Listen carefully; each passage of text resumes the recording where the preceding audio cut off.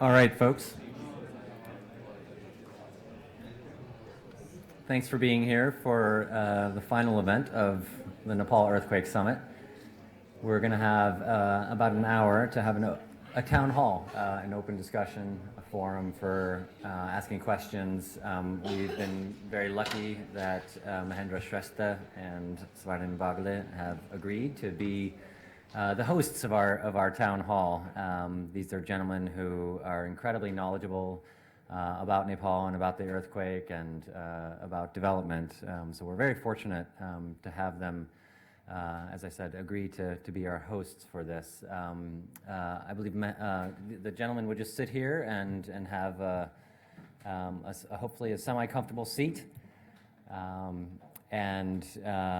We'll leave a couple minutes for any introductory kind of comments or thoughts that the gentlemen have, but otherwise we'll have a Q&A.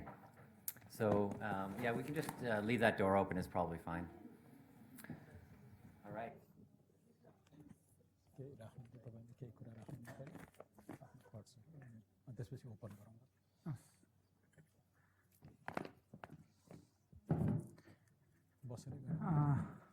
Thank you, Ken. Good afternoon, all the distinguished delegates. First of all, I would like to express my sincere thanks on the behalf of Ministry of Health, Government of Nepal, and myself. I appreciate the effort made by Ken and your team for organizing this very important summit. I appreciate all the distinguished participants for your active participation in this summit, and I think the findings of this summit will be the milestones for the coming days to develop our resilient, basically I am from the health, so health system and other system in the country. Thank you very much. And regarding the earthquake, we had some data of about 600 years that we have faced big earthquake every 80 to 90 years. So we were on the basic planning to basic preparatory planning in the health sector, how to cope with this upcoming mega disaster. In the meantime, we faced the earthquake. The good things is Ministry of Health became success to organize the meeting within an hour of first earthquake. And we organized one emergency meeting that we have already established few years ago, Health Emergency Operations Center on the Ministry of Health. And we became able to coordinate all the activities. And first we established the information center. Then after we have had hub hospital concept already we have established, and we just assigned the responsible person to coordinate the hub hospital for the injured patient. And immediate after the 1 hour, Ministry of Health started the supervision of the injured patient and manage the injured patient to the Kathmandu Valley and other periphery health institution as well. In this way, we are basically resource concerned country. We are the least developed country. We have different problems.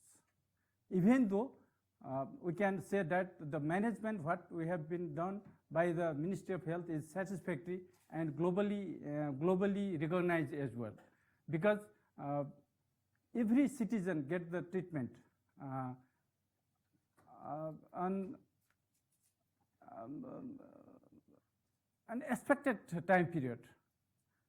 So that was the good things. And another good thing is we've been able to manage the foreign medical team. We have developed the protocols.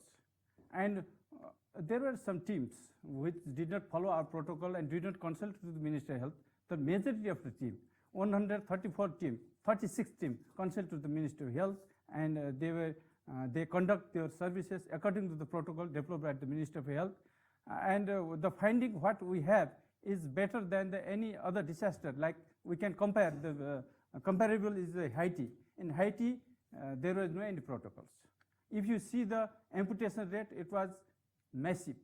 But if you compare to our country, it is under the accepted level. That what we have done so far. And I fully agreed with the presentation what yesterday Dr. Swarnim had expressed. During the initial phase, our activities was excellent. Then after intermediate phase also, it was going well. After due to some other change coming constitutional and other things, we had not been able to manage as desired level. That government has already accepted this reality. However, we are moving forward. That much I want to share right now. And the most important things is I want to share another one good things is Nepal being a least developed country. Yeah, and if you compare to the GDP and the achievement of Millennium Development Goal, it is very good. And if you, it is an example for other so many countries that I want to share in this very important gathering as well. Thank you very much.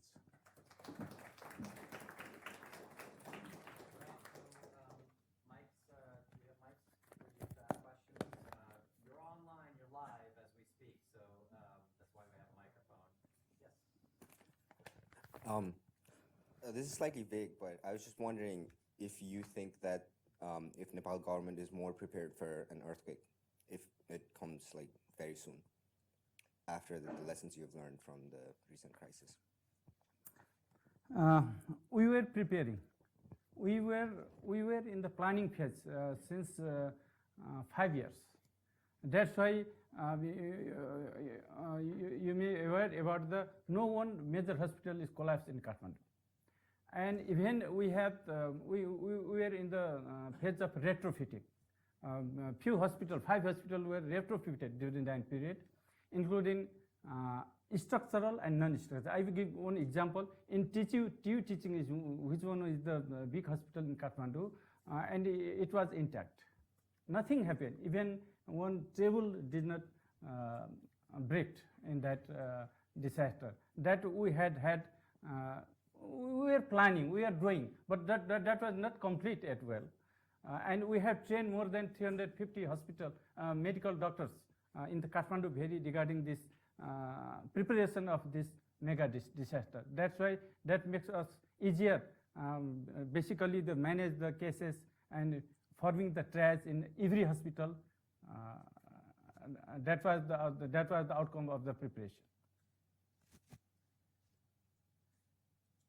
This might be outside the scope of the Nepal Reconstruction Authority, but what measures are being taken to strengthen facilities in the same way in the West, in like remote areas? Because there's a lot in Kathmandu, as you said, but what about villages? The project, basically the preparation project was focused only for the Kathmandu Valley. The preparatory activities were only for the Kathmandu Valley. That was the limitation of that project. But for periphery levels, there are also some preparation, but focus was only in for the Kathmandu.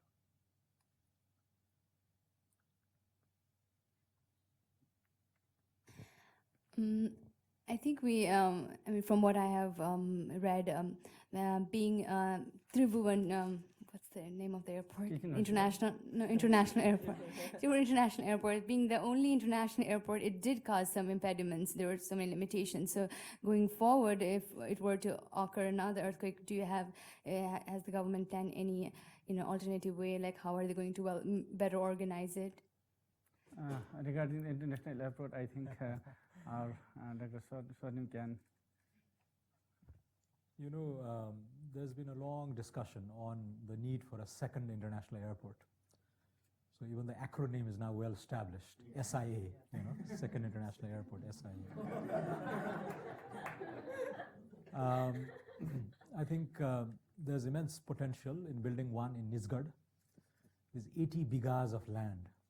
I don't know what the English equivalent of that is, but anyway, it's a large plot of land, maybe 1/10 of New Hampshire. 80 bighas of land have been occupied by the government, And last year, I don't know if you remember, there was a Turkish aeroplane that sort of crashed, and the airport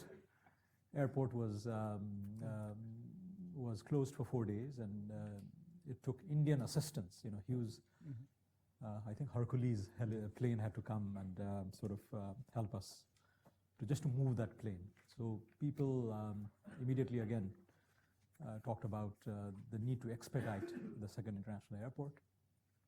There were, I think, 56 households, squatters, who had sort of were living in that area. Anyway, I remember that the 80 bighas of land were soon cleared, and but the viability of that project, that airport in Nisgard, rests on an express fast track to connect Nisgard with Kathmandu. You know, if you use the existing highway, it takes 10 hours, you know, so it defeats the purpose of an international airport connecting to the largest metropolis. So you need to be able to commute or travel to the airport at least under less than an hour. So there was a parallel project, a big project, that is still being considered, which is a 79-kilometer expressway between Kathmandu and Nisgard. So these two twin projects, which are probably going to be one of the largest set of projects that the government of Nepal will ever undertake, at least has undertaken so far, have to be pursued in tandem. The other point is, but that's long term, you know, 7 to 10 years. You know? In the interim, over the next 3 years, we'll have two airports which are being upgraded. One is the Bhairava airport, and the other one is the Pokhara airport. So they are both being converted into a regional standard. So smaller planes will be able to land, but international flights. You know, so, but I had raised this point in one of our internal discussions that it is probably not a good idea to invest in the upgrading of airports in central Nepal only, precisely because of the vulnerability to earthquakes. So this issue is also, you know, Bhairava, even Nisgard, Kathmandu, and Pokhara, with the upgraded facilities, are probably 10 minutes apart in terms of aerial distance. So it would make sense for us to invest in the upgrading of Biratnagar in the far east and Dhangadi probably in the far west. So that's the approach, that's the sort of the strategic vision we should be taking. Although I'm not an aviation expert, I think that's the direction we're heading towards. But immediately over the next 3 years, I'm hopeful that both Pokhara and Bhairava will be upgraded, and that will be a big boost to our tourism industry as well. And will help with the earthquake relief. In fact, actually people haven't talked much about this. The Pokhara airport was the second base for earthquake relief. A large Indian team as well as the Nepal Army team actually rescued a lot of people from Gorkha to Pokhara this time. So there was already some decentralization at work. You know, people from Dolakha and Sindhupalchok and Kabripalanchok were being treated in Dhulikhel hospital, so they didn't need to come to Kathmandu. And people from Gorkha, especially Barpak, Laprak, Gumda, they were being taken to Pokhara. So that decongested the, that relieved the pressure that Kathmandu might have felt otherwise. So we can all learn from this event, and I was wondering what advice you would give either outside governments or NGOs with regard to their responses to the tragedy and for the future. NGOs orko inshallah okay health ma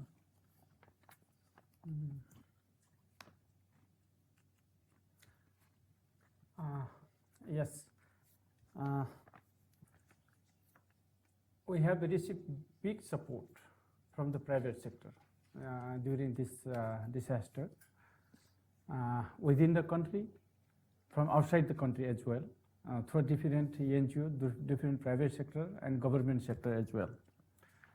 And we heartily appreciate the support provided during this disaster. And what happened in the village, you know, they became more dependent. Later, they began to choose the commodities what they have supplied. So, however, we appreciate this support. And in the health sector, basically, to date, we have signed more than 45 private sector, NGO, INGO, and individual also, for the reconstruction of the health facilities. And we have signed more than 230 health facilities going to be built, semi-permanent. That prefab building is going to be built by NGO sector.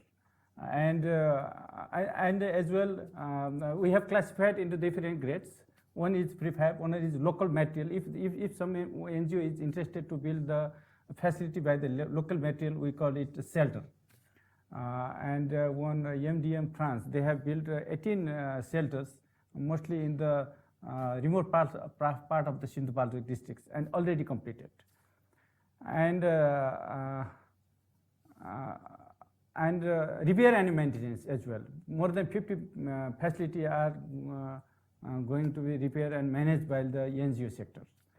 And also for the resume of the health services, providing equipment, providing health manpower, and medicine as well. We have also signed the MOU with the NGO. And Ministry of Health and Health is very much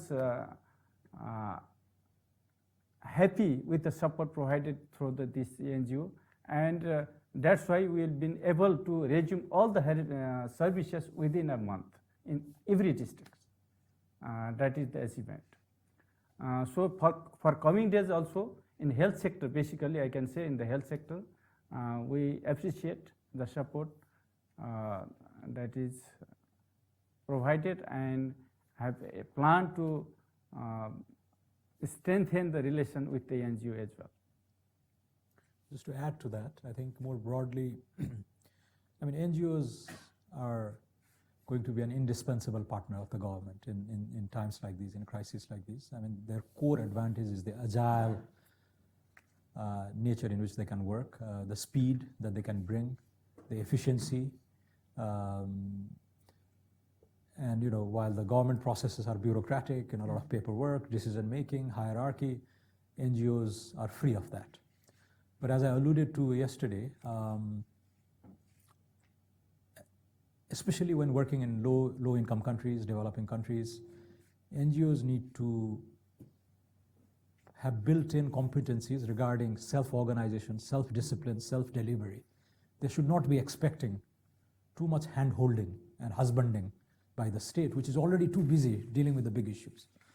And this time, what was frustrating was, NGOs just showing up and demanding to be escorted to places, demanding helicopters, and for the first 2 or 3 days, we were even denying helicopter rides to MPs. The cold calculation was, hang on, you're going to occupy a seat. Instead of you, we can carry 100 kgs of relief cargo. You can walk, you can go, on a bus. So actually, the army was pretty brutal about this. First 2 days when the focus was on saving every life that could be saved.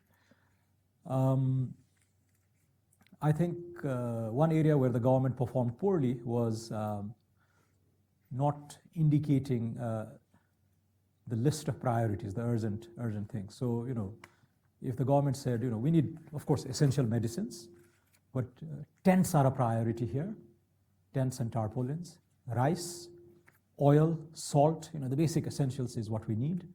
Please don't worry about second-hand clothes. And as I mentioned yesterday, fancy bottles of Evian. I think it's a very expensive bottle of mineral water. And you know what, in Gorkha, I was shocked. There were 6 trucks, I think Indian trucks actually.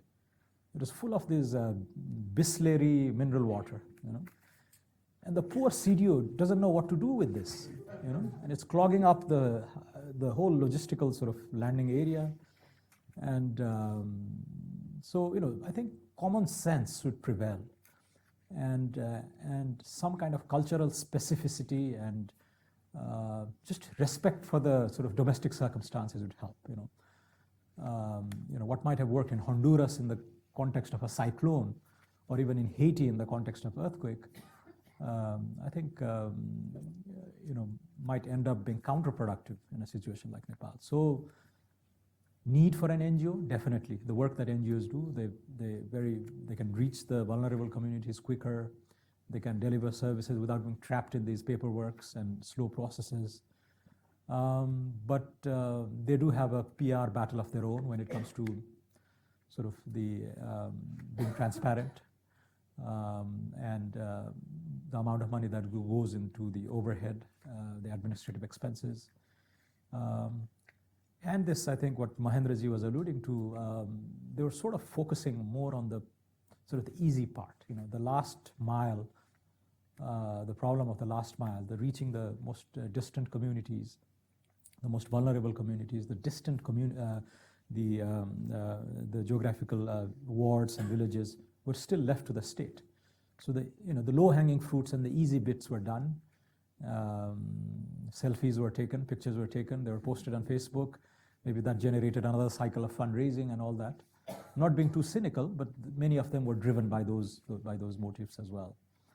And it would also probably make sense for the foreign teams to partner with a credible domestic NGO. So you can complement you can bring the knowledge, know-how from outside. Fundraising is easier abroad, of course. But in terms of knowing the locale, knowing the communities, the domestic NGOs are probably better placed. So yeah, I think going forward, we have to learn from what worked and what didn't work, and I'm sure things will be better. And this goes to your earlier question, also, is Nepal prepared for the big one? Obviously not. I mean, we're still dealing with but what struck me was actually April 25th, response to April 25th earthquake was what it was. But remember the May 12th aftershock? We're already better. The May 12th, we're all in Singha Darbar, and the speed, the alertness, just getting out of the buildings and assembling at a sort of open space. So that was amazing. Just 2 weeks later, we're better. So obviously, this will help because the last big crisis of this magnitude was 80 years ago. We don't remember it.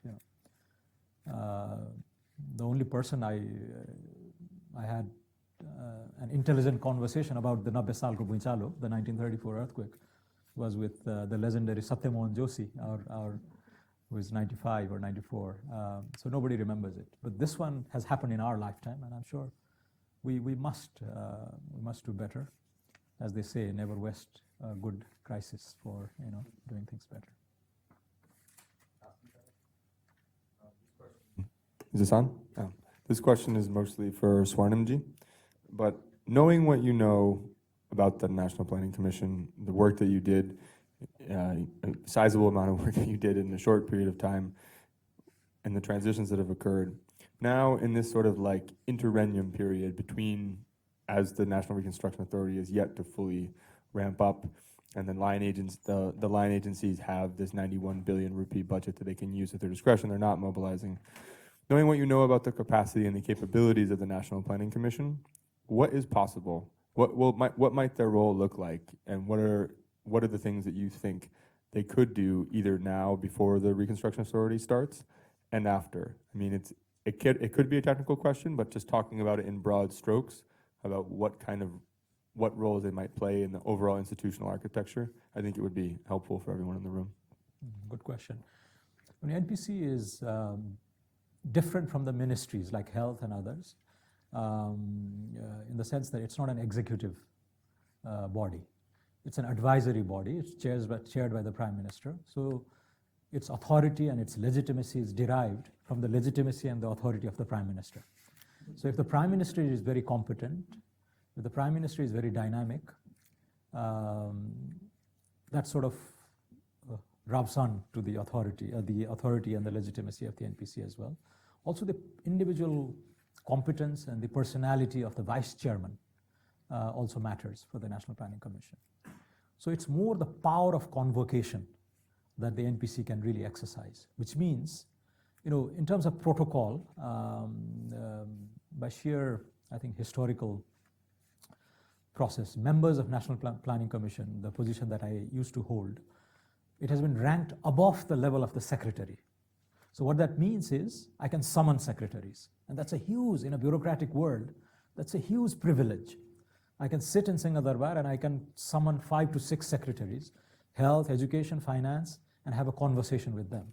Now, if I'm convincing, if I can put my case forward, these guys can really go back to your ministries and implement the ideas. And this is, so the more effective NPC teams, the NPC members, the more effective NPC vice chairman have been those who have used this power of convocation in an effective manner, using their own personal knowledge, their own personal credibility. This is what I tried to do during my tenure as well. I was, of course, confined to three key portfolios: macroeconomic policy, which dealt mostly with the Ministry of Finance, but I also dealt with trade and industry issues. On other policy concerns, the vice chairman has a lot of authority. He is ranked at the level of the minister, state minister. Now it's been upgraded to a cabinet minister.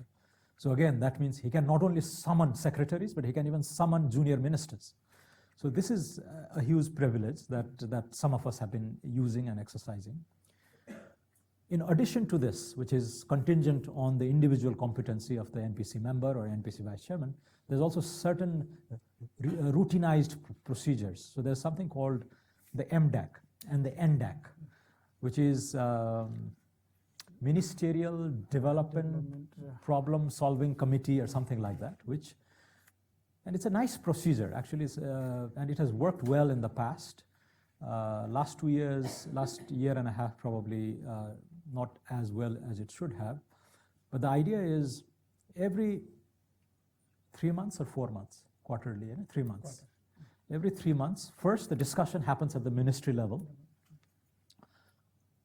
What are the major problems that each of the ministries have faced in implementing their annual programs or even programs that have been listed in the 5-year plans or the 3-year plans, right? So the discussion happens with all the departments and all the joint secretaries, and sort of it's a very bottom-up process. And the ministry, the NPC member sits on these meetings. So I used to be invited to discussions at the ministry level in industry, commerce, finance, in the presence of the minister. Then you sort of course, when you start listing problems, it's an unending list. So you prioritize. So, okay, this semester or this quarter, we're going to deal with these 4 problems. So it could be that, if you are Ministry of Energy, the vital transmission line project has been stalled because the villagers have been protesting for a while. So what do we do about that, right? So it's issues like that are prioritized, 3 or 4. So each ministry sort of comes up with these burning issues. And all that is then brought to the National Planning Commission. So we listen to each of the ministries. There are more than 25, almost 30 ministries now, 31 ministries. So we listen to, we dedicate a whole month. And I remember sitting from 8 o'clock in the morning till 6 p.m. in the afternoon, listening to individual presentations of the ministries. Then we would collate and sort of put all the burning issues from all the ministries together. Then we would prioritize. So from the M, the ministry level, then you would go to the N, the national priorities. So some of the priorities that the ministries identify may not be a national priority. We would tell them, you solve it yourself. It does not need to be brought to the attention of the Planning Commission or to the Cabinet or to the Prime Minister. So we would end up with maybe 10 big issues, and then we would vet and clear and filter those big concerns. Then the big meeting happens with the Prime Minister, all the Cabinet Ministers, all the secretaries, all the top joint secretaries, and all NPC members. So this is called the NDAC. So this is the system of the government. And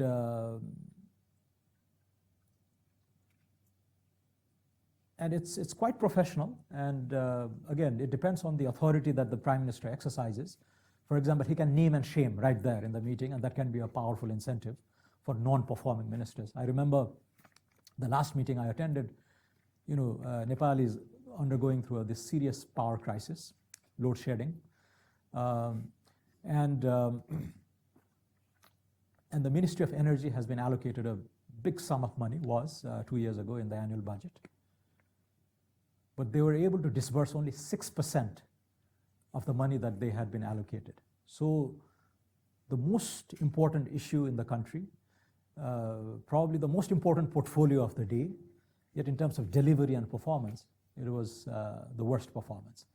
So I remember the Prime Minister sort of naming the minister and shaming her in front of this August gathering, you know. And of course, you could have had a private word, and there are other channels to pursue this. So, I mean, this is a powerful sort of institutionalized mechanism of the government of Nepal. Now, this is a long-winded way of saying, so the burning issues concerning the NRA, the lack of disbursement of the 91 billion could be one of those top 10 or top 5 issues in the next NDAC. So it's a low-hanging fruit. This, the NPC can easily bring that up as a big issue, and this can really be debated and discussed in these NDACs. Before that, the vice chairman can easily summon the secretaries and warn them. There used to be a practice of quarterly approvals of programs, which used to be some kind of a leverage for the NPC. So if I'm not happy with a program of the Ministry of Industry, I did have the authority not to approve that particular file. And without my signature, their programs would stall, right? So that's sort of a bargaining chip. But we thought this was delaying a lot of the project execution, so we actually got rid of it later on. So there's a lot of sort of advisory, sort of the soft skills and the soft leverages that the NPC has vis-a-vis the ministries in terms of pressuring them and nudging them to deliver faster, better, swifter.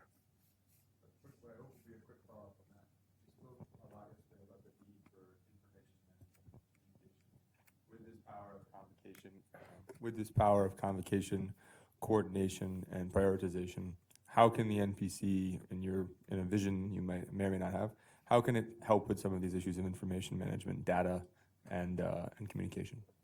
Quickly, sorry for the long question. I'm a big believer in open data, opening up everything, and this is a huge cultural shift for Nepal. You know, anyone who's been to Nepal and is trying to get hold of any official data, it's a big challenge, and one of the things that I'm extremely proud of during my tenure at the NPC was to help PhD students get whatever data they need, you know. But what I hated was, you know, all these requests, genuine, legitimate requests, were converted into acts of favor, you know. So you had to, Bansun, you know, you go and talk to someone, may I please have the data? And it's their right, you know, if it's publicly taxpayer-funded money, either foreign-funded projects or domestic Nepali money, citizens have the right to, you know, access of those data. So fortunately, the CBS, Central Bureau of Statistics was under me. So I did push them from day one. And I told them that all these surveys and the census data in health, in education, in population, there's tons of data, very rich collection of data, should be freely made available in formats that are downloadable. And I was putting in place sort of systems to make that happen, partly through a revamped website and all that. So that's a low-hanging fruit again that can easily be done. If the Director General of the CBS and the member of NPC sort of they agree on this agenda, it's something that can be pursued right away. The other thing is, of course, the website and the NPC itself being a depository of these things. And if you go to the NPC website now, www.npc.gov.np, I mean, there was one brief attempt on my part to sort of, you know, give a governmental website, which is supposed to be dull and boring and uninteresting, a new look. So people were commenting that, you know, the NPC website now looks like a private sector kind of a website, you know, that sort of dynamic and optimistic. And embedded in that, I had built in a component called visualizing development. So I think it showcases one of your works on the hydro maps, but my primary motive was to visualize all these HDI, the Human Development Indices by district. You know, at the time there was a big debate going on about the economic viability of the proposed federations, the provinces, in the new constitution. So people are very curious whether province number 5 can sustain itself. You know, so what's its per capita income like? You know, what are its strengths? Does it have too many hydro projects? You know, tourism future, in agriculture. So just as a start, I wanted to sort of bring the data, the Human Development Indices, so people could actually compare the development achievements and performance of each district against the benchmark and peer districts that they can choose. So this is like an interactive kind of a thing. Similarly, on the VDCs and the population figures, and so I was just getting started when I left the government. But I hope this is something that they will continue this. But open data, open government, a huge agenda. There will be cultural resistance because the bureaucrats have not been trained, oriented in that manner. But this is something we will need to pursue. But fortunately, I mean, there's a lot of awareness, growing awareness on the importance of this agenda. And again, I see this as a very sort of a low-hanging fruit, something that can be done and pushed if just 2 or 3 people agree. And NPC is well placed to actually do good things on this front.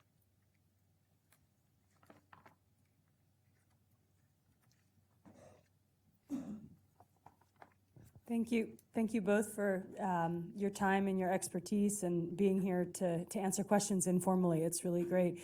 This is a question actually from Mahendra-ji. One of the sort of unsung or relatively unsung successes was the fact that although people predicted, because after the earthquake monsoon was coming, that Nepal would suffer like Haiti did from cholera and typhoid, basically waterborne infectious disease outbreaks. And this didn't happen. So my first question is, can you tell us a little bit why it didn't happen? And the second question is about the future. It's about the place of mental health in the Ministry of Health and how the Ministry of Health and Population is thinking again, toward the future, toward future disasters, about mental health. How might that be a space for people with non-clinical backgrounds to participate in the health system, and any other ideas you might have about that? Thank you. Thank you. Regarding the epidemic, most important thing is we've been able to establish our existing health system within a month. I mean, we were planning for tent or rent, but we did not get any building for rent. But we get tent, different types of tent, through different sources. And we've been able to establish the health system within 1 month. That was the very important success.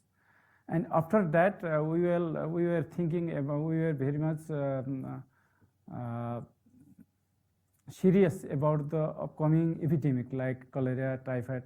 So we established a good surveillance system in each districts with the support of NGO, INGO, WHO, and we established some collaborative center with the support of WHO, and we hired more doctors, and we deployed the doctors in the, and WHO have done one good things is any Nepali working in the WHO, they came to Nepal in different countries, and we established good surveillance system within the country, within these affected districts, and we deployed adequate human resources, and the information system, we established information system, everyday information system from the districts to the Health Emergency Operation Center that was established in the Ministry of Health, and that has worked. And the most important things is we got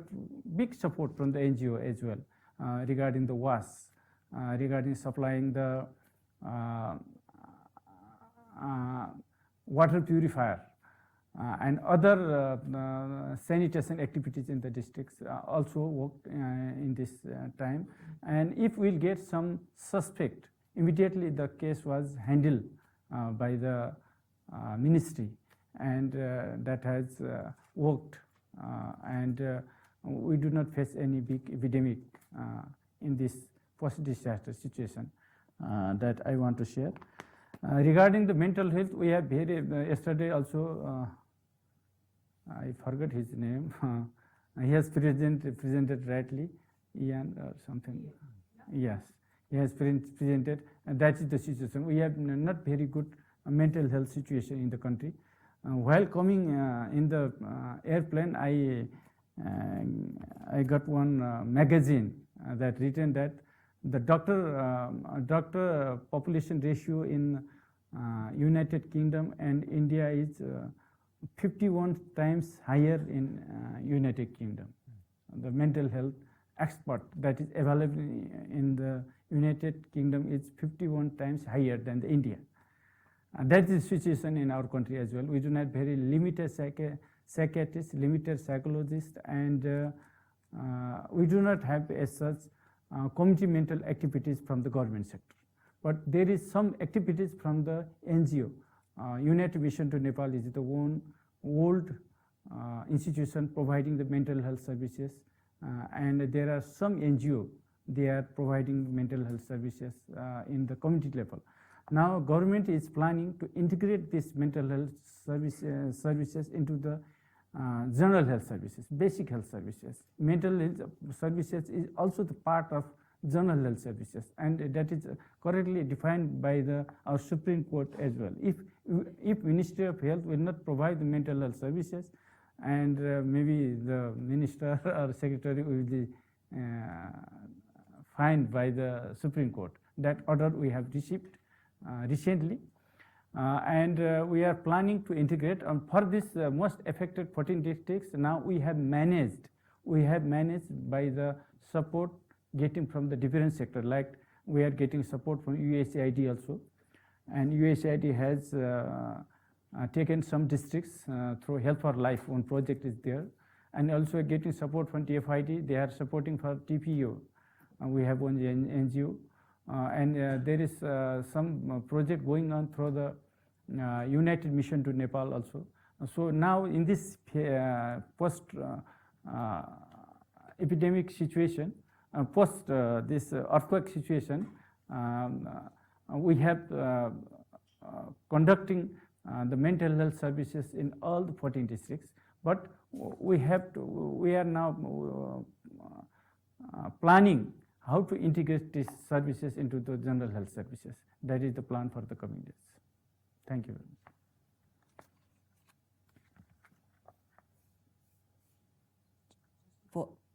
Just to follow up with that question, we've talked a lot about mental health, at least yesterday, but it seems we're talking about intervention in a very particular way, meaning increasing the number of counselors or trained clinicians.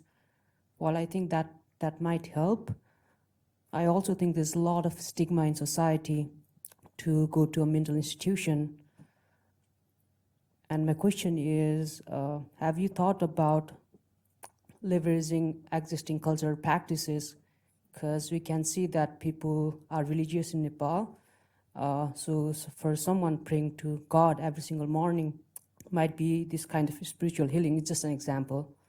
So have you thought of using local knowledges and cultural practices to intervene for mental health practices, or is it mostly about having more doctors, clinicians, and things like that? And what about interacting with other ministries and coordinating with them? Yes, thank you.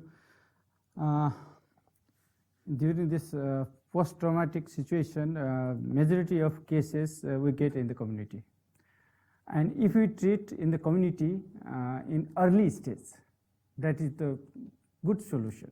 At that time,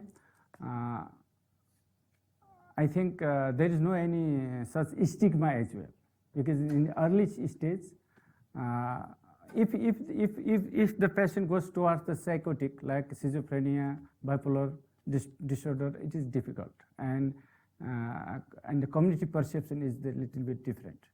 But the neurotic situation, anxiety, depression, that could be managed in the community level if diagnosed earlier.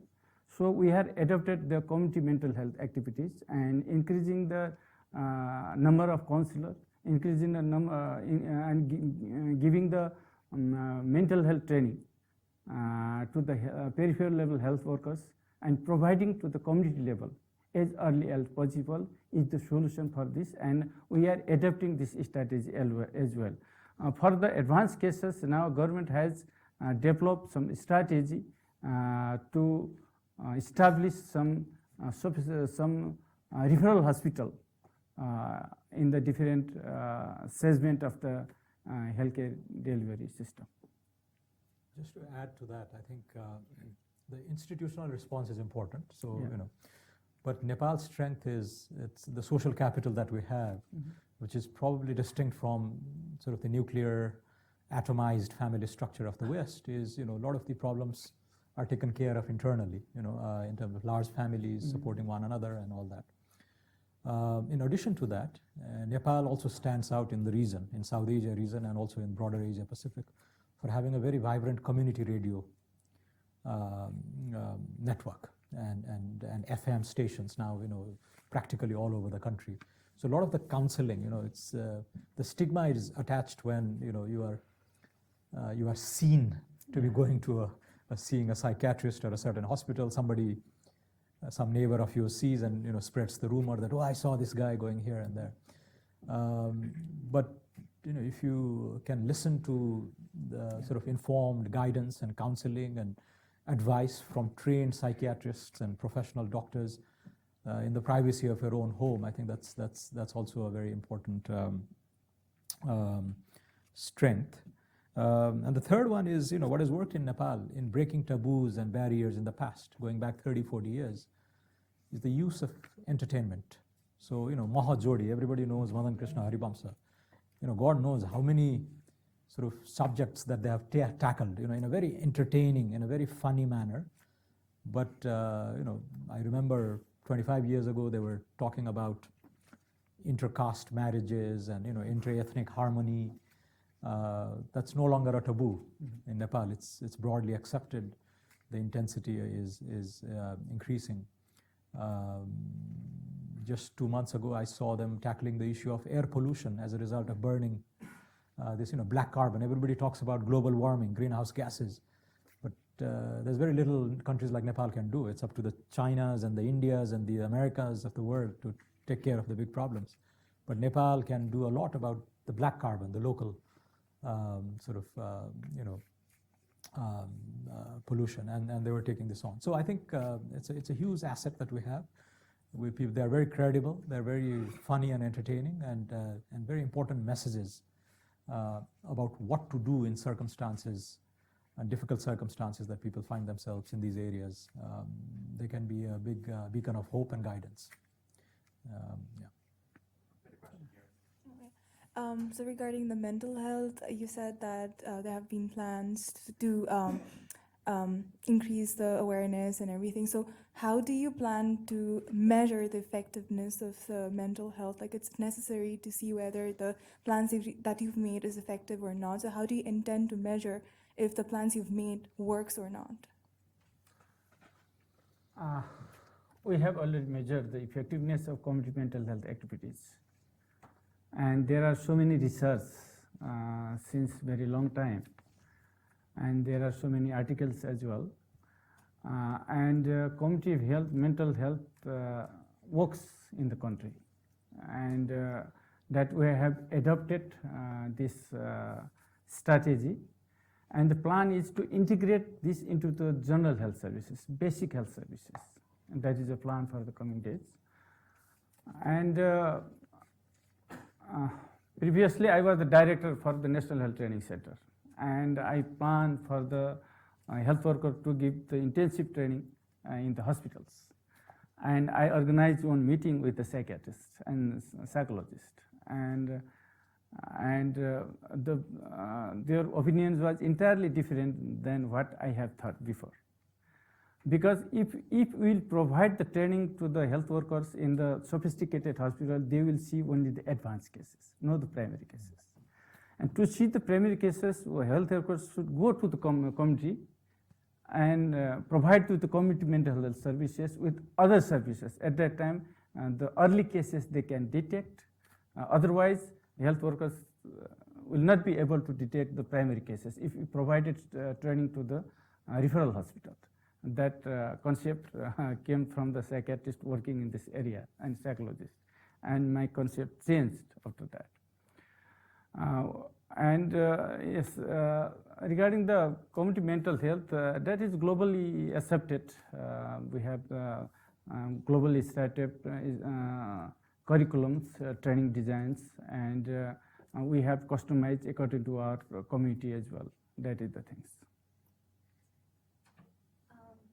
So, retaining youth has always been an issue prior to the earthquake, and be it the migrant workers to Gulf countries or students coming to the Western countries to study. Do you think the earthquake has triggered or accelerated the the outmigration, or do you have I'm just curious as to if there's any statistics recently that has shown if it's accurate or if it's an issue at all or not?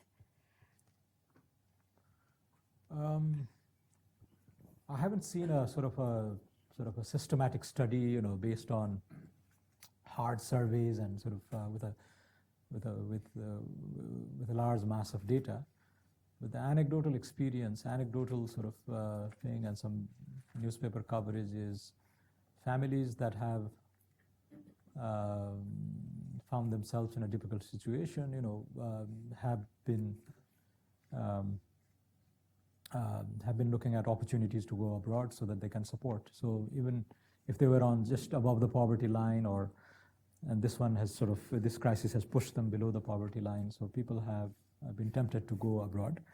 Having said that, going to the Gulf, going to Malaysia or Korea also requires a minimum threshold of money, and the poor people may not have that. So, so they may instead go to India, for which data is very difficult to obtain. But one sort of stylized fact about the districts surrounding the Kathmandu Valley, Sindhu Palchok, Kavre, Rasua, Nuakot, Makwanpur. I have yet to verify this in a really rigorous way, but I've heard that the tendency for the young people from those neighboring districts is to work in the Kathmandu Valley itself, rather than go further away. I mean, I don't know what the ratio is like, so if that's the case, then as soon as the earthquake hit, many people returned, including taxi drivers of Kathmandu, come from neighboring districts. They went back home and helped, and they might have returned to Kathmandu to work. We did see a lot of people coming in, as you rightly said, after of course, the remittance went up immediately in the aftermath of the earthquake, people sending more money to help their families. Many, in fact, returned. But we really don't, we have data on sort of outgoing numbers, but we don't have data on incoming numbers. So that's a very sort of something we need to work on. Again, a low-hanging fruit shouldn't be terribly difficult. This can be done at the airport. But very good data on out-migrants. We really don't know how many of them have come back. And but my sense is, I mean, anecdotally, I think it did propel out-migration from families that were particularly hard hit. I mean, one does need to survive. So, what are the options? They go to Kathmandu or do odd jobs, informal jobs, or if the barriers to traveling are lower, then people have been going abroad as well. And these networks help, right? If your neighbor has gone and worked in the Gulf, then, they can help you find a job. And so this is how these things have been working.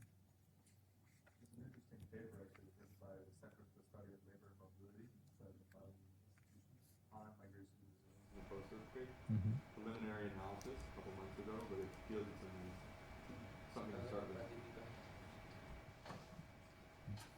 So I had two questions. The first one, yesterday you mentioned that the National Planning Commission worked with around 1,000 young people, young volunteers, during the earthquake. So my question, the first one is, how do you propose the government can get the youth more involved with future disasters?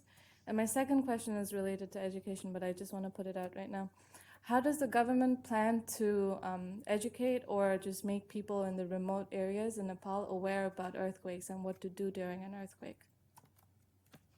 Maybe I can take the first one and Mahendra ji can take the second one. there's this NDVS, yeah, National Development Volunteer Scheme, which is part of the NPC. In fact, it's part of the NPCS. So this is the bureaucratic word. There's a big difference between the National Planning Commission and the National Planning Commission Secretariat. You know, so the NPCS is the permanent. It's almost like a ministry that Mahendra ji belongs to. So it works like a ministry as a permanent sort of civil servants. NPC is sort of the layer at the top with people like us who come and go. You know, we're more like techno-political appointees. So the NDVS is embedded in the NPCS. Yeah. So I think that's one of the most underutilized platforms, and that's what we sought to. So all these young people called us up and said, we want to help, but we need that stamp of approval and stamp of legitimacy from the government, you know. And we thought, you know, I mean, we didn't want to break any rules and things like that. So we thought, hang on, NDVS is under us, so let's make use of that window. So Govind ji, our vice chairman, and I invited the NDVS joint secretary who heads the NDVS. We called him up and said, okay, what can we do? Is there a sort of a ready-made sort of a window? He said, you know, again, in bureaucracy, things take months and years to sort of formalize. He said, you know, we do have a scheme to send maybe 8,000, 10,000 volunteers, nurses and technical workers, engineers to the villages, but there's a whole application process, and you know. But we said, no, we need to send these guys the day after tomorrow. You know, can you do it? So he said, okay, let's create something new. So what we did was we drafted an MOU, Memorandum of Understanding. So these young groups, the first one that approached us was Himalayan Climate Initiative, led by Prashant Singh and others. So what we did was sign this MOU with 8 or 9 clauses. The most important point there was the government would not be liable for any loss or damage as a result of conducting these relief works, because that would have really made it complicated for the government to take on these liabilities.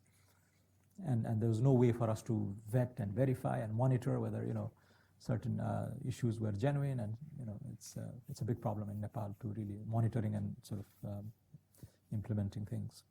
So that's what we improvised. Within 3 days, this was off and running. These guys went and did great work, and they were really encouraged and motivated by the fact that you know, on their sort of arm, it's like these Mao caps, you know, sort of on their arm bands. They had the Himalayan Climate Initiative logo and the Government of Nepal logo, and they said something like volunteer or something like that. I mean, that was a hugely empowering, you know, these young guys were so proud to wear that band, and that sort of, it was, for us, it was costless, but I think it did a tremendous amount of good. And so the big lesson, the takeaway there is, you know, governments are not designed to be flexible and agile in situations like this. So you have to look for these small windows of opportunities and reformers within those organizations to try and sort of bend rules here and there without doing something illegal outright. You know, I mean, I remember this famous phrase of Henry Kissinger during the Vietnam War. He used to say, apparently, I mean, he's attributed for saying that the illegal we do immediately, the unconstitutional takes a little while. You know, so it's that kind of a mentality you need to adopt to sort of get things done through the established bureaucracies. What was the second question? How does the government plan to make the people in the villages more aware about how to survive an earthquake or how to learn how to basic things? Oh, yeah, good, very big question. Yes.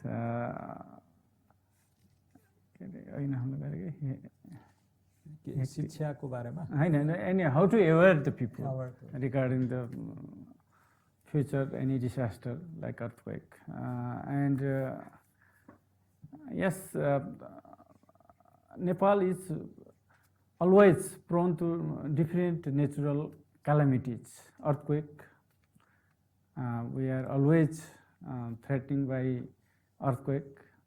we have landslide, we have fire.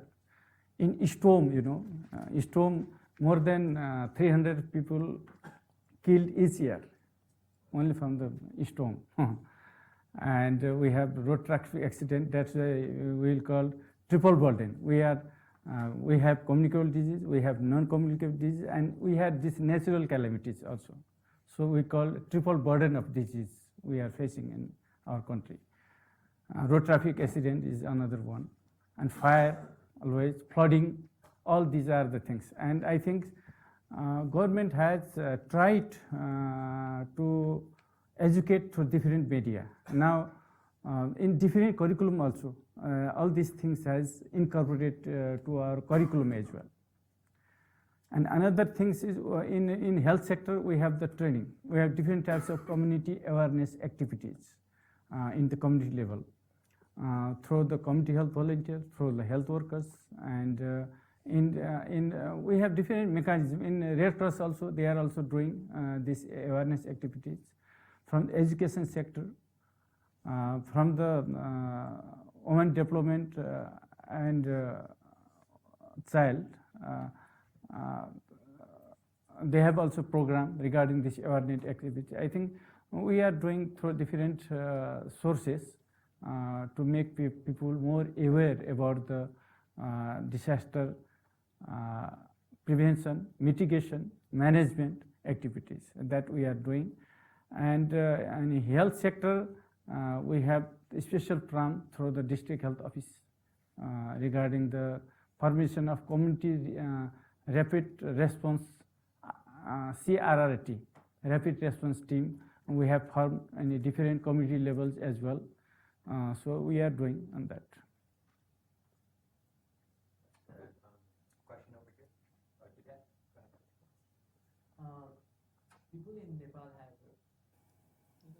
People in Nepal have realized after the earthquake, like the importance of an open space.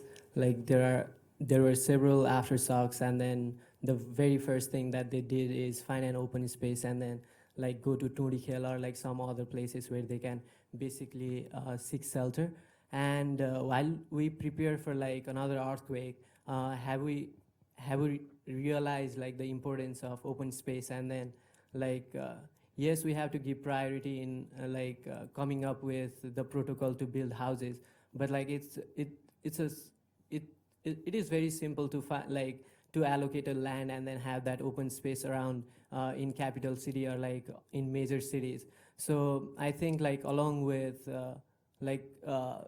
coming up with building houses like earthquake resistance houses, I think is there any since people have already realized the importance of like an open space, has it been on the top priority to have like more space like Tundikhel in like several places in Kathmandu or like major cities, so that they can be so that there is the less casualties or like reduced number of deaths. Thank you.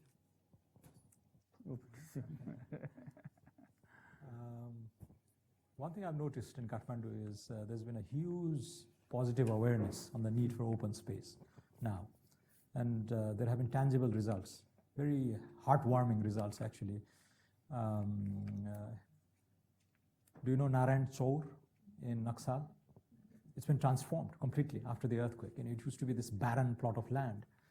Now it's this beautifully transformed, landscaped open space in Naxal, and people really enjoy spending their time there.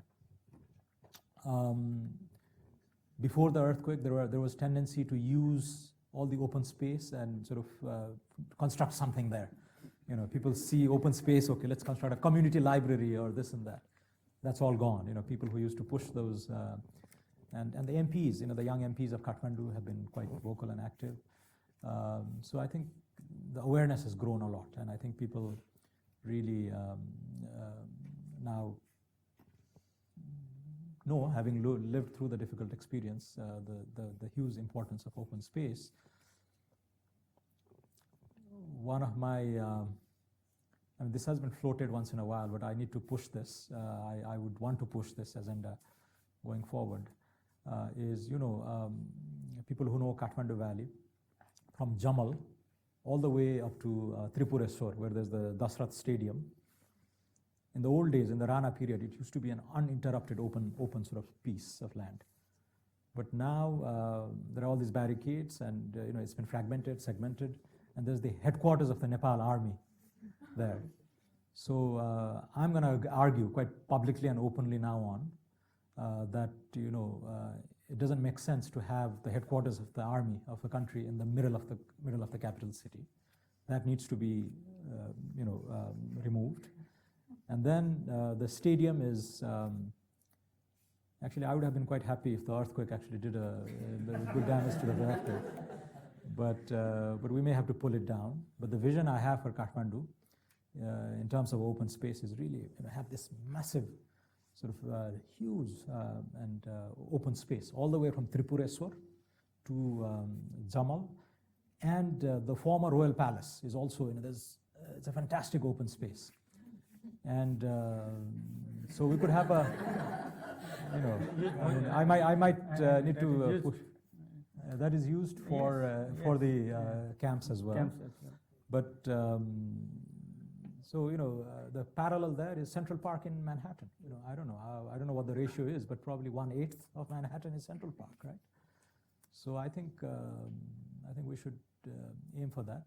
Even the existing piece of Tunic Hill has already been hailed and praised by urban planners as being a fantastic piece of real estate. This is an urban treasure for Nepal. Now, if we can enlarge that by 5 times, it would be fantastic, and I'm going to push for it. So the first thing would be to elect a dynamic mayor of Kathmandu in the next local elections.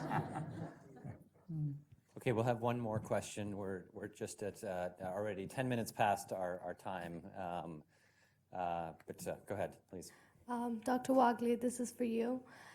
You were talking yesterday a little bit about how there is a very large youth population in Nepal, but when young people wanted to go volunteer, they were doing it despite parents' objections. And that is very cultural in Nepal for parents to be like, it comes from a very good place. They love their children and they want to keep them very safe and protected.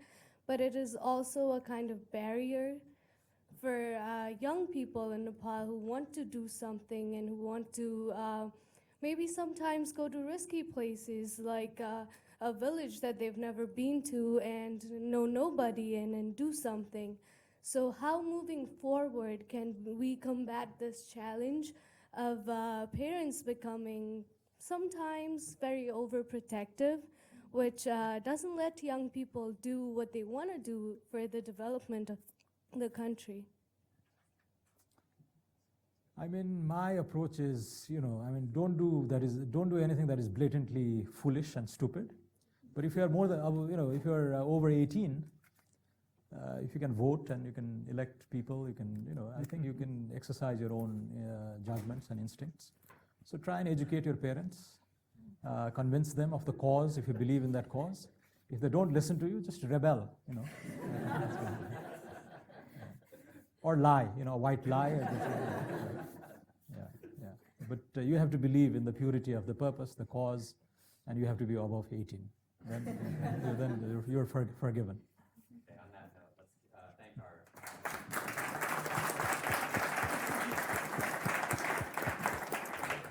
our... So we conclude. Thank you to everybody who's come and contributed their energy and their passion and their knowledge, and especially to these two gentlemen. Right. Thank you very much.